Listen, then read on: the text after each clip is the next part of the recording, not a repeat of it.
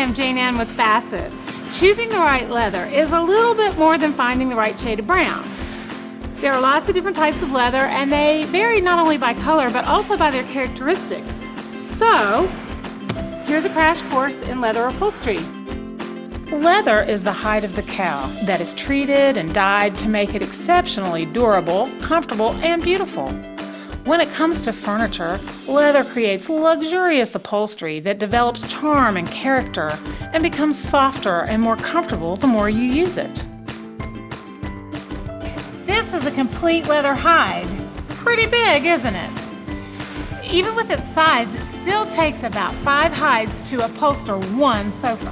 This is actually just the top surface of the hide.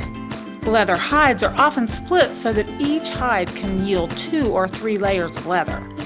The top layer is called top grain, which retains the natural grain of the leather and is the most durable. The other layers are called splits.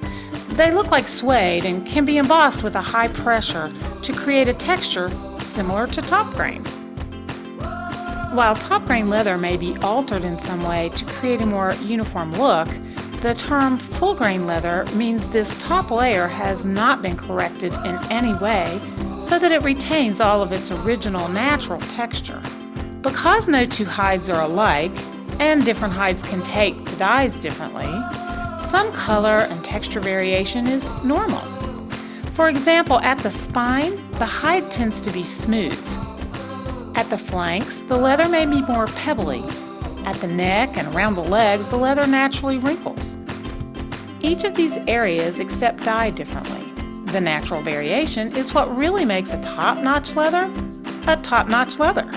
In addition to these texture variations, leather has unique markings, like healed scars, that attest to the authenticity and quality of the leather.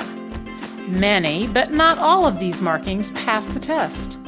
As we prepare to cut the hide, we mark areas with major imperfections so the computerized pattern cutter won't include them in the leather pieces used in our upholstery. But acceptable markings may appear anywhere on the finished piece and add to its beauty. If you don't want natural markings or color and texture variation, keep watching. There's something for you too. Many leathers are corrected in some way, meaning the texture has been altered to reduce the appearance of markings and create a more uniform appearance.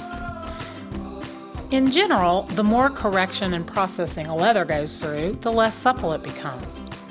Many corrected leathers also have a protective top coat added, making them easier to clean. Now, let's look at color.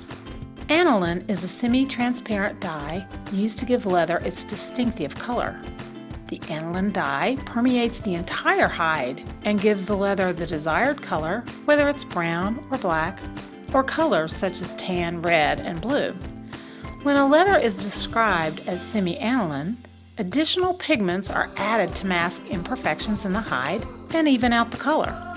If you want a more natural look of a less corrected leather or a more uniform color and texture, Bassett has a leather you'll love.